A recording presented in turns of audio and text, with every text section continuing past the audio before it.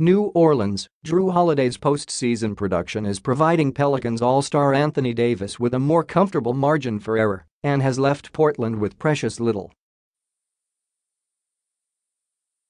Holiday's 54 points, 16 assists and slew of defensive successes in the first two games are big reasons why the sixth-seeded Pelicans hold a surprising 2-0 series lead over the third-seeded Trail Blazers as they prepare for Game 3 Thursday night, Friday, Manila time, in New Orleans.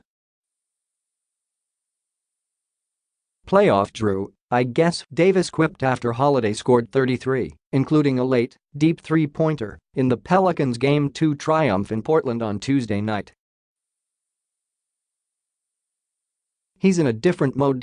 Philadelphia visits Miami in one of two other Game 3s on Thursday night, while the Spurs return to San Antonio after a pair of double-digit losses at defending champion Golden State.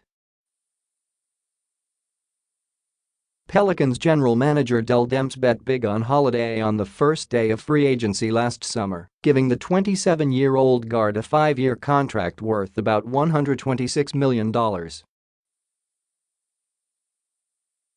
But if the postseason is where players really earn their money, then the Pelicans' Holiday spending could very well be worth it.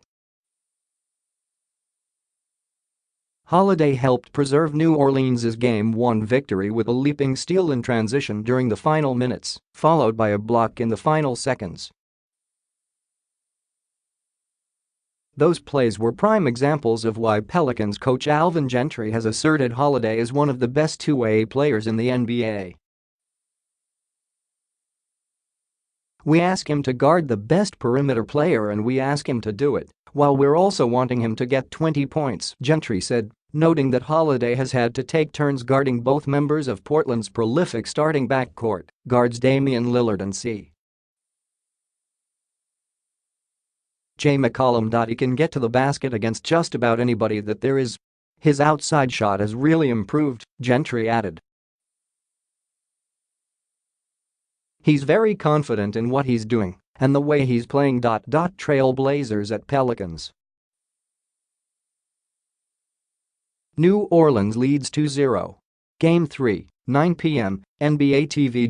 Need to know, the Pelicans were no better at home, 24-17, during the regular season than on the road, 24-17, which gives Portland hope.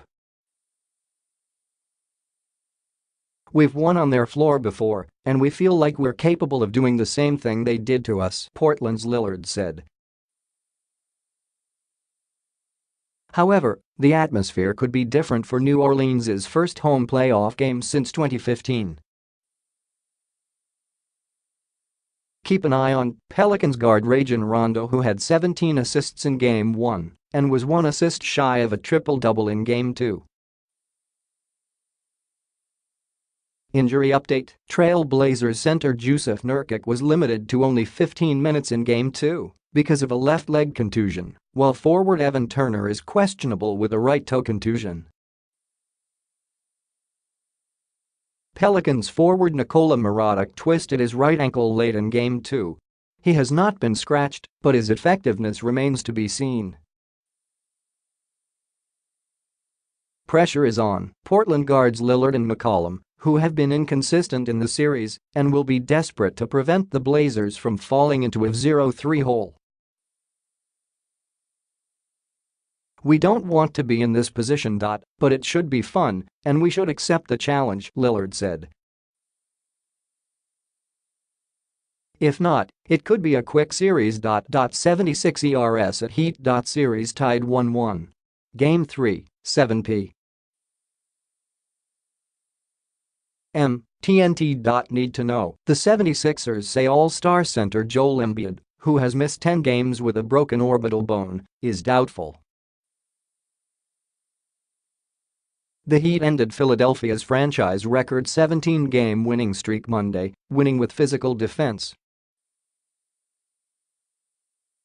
To further ratchet up tension, some 76ers were miffed by Miami's Goran Dragic's late layup to pad the Heat's 113-103 victory. Keep an eye on the 76ers shooting and the Heat's Dwyane Wade. Philadelphia shot 18 for 28 from three-point range in Game 1, but just 7 for 36 in Game 2.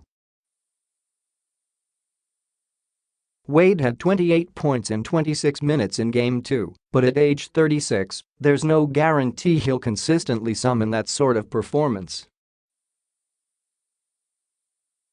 "I'm not worried about encores," Wade said. "Right now it's just about being a leader and giving this team what they need on different nights." Injury update: Embiid practiced Tuesday and Wednesday, but regaining his rhythm on offense could take longer, Coach Brett Brown said. After Monday's loss, Embiid lobbied to get back in the lineup, writing on Instagram that he was sick and tired of being babied. The return of the 76ers' leading scorer and rebounder would mark a renewal of his rivalry with Miami's Hassan Whiteside. They feuded on social media this season. Pressure is on. Heat president Pat Riley always says a playoff series doesn't really begin until the road team wins a game. As of Monday, this series has begun, with Miami putting the heat on the Sixers, who are in the postseason for the first time since 2012. Warriors at Spurs. Golden State leads 2-0. Game 3, 9:30 p.m. TNT. Need to know: San Antonio is 38 at home this season, but coach Greg Popovich stressed playing on the road isn't why the Spurs dropped the first two games. San Antonio is shooting 26% on three-pointers in the series after averaging 35% during the regular season. San Antonio was 4 for 28 on threes in Game 2. "We know it's just like hitting in baseball, the ability to make shots," Popovich said. "I'm more concerned about the nuts and bolts of the game and the attitude and the fiber and the grunt and all that sort of thing." Keep an eye on the Warriors' Klay Thompson. The 6'7" guard is leading Golden State in playoff scoring at 29 points per game. He is shooting 70% from the field, including 71% on three-pointers. Injury update: Golden State center David West is listed as day-to-day after twisting his left ankle in the fourth quarter of Game 2. Warriors point guard Stephen Curry is traveling with the team but will not play in the opening round of the playoff as he continues to rehabilitate a sprained knee. San Antonio's Kawhi Leonard remains out as he continues to rehabilitate the right quadriceps tendinopathy that has sidelined him for all but 9 regular season games. Still hopeful, Spurs veteran Manu Ginobili has maintained that Golden State is the better team, but that doesn't mean he's ready to concede the series as it shifts to San Antonio. "The realistic thing is that we are not favorites," Ginobili said. "They have 3 All-Stars in their prime, but we know we can beat them. We know we can do better than what we did, but I'm not going to feel embarrassed or I'm not going to go compete less if I admit they are a better team."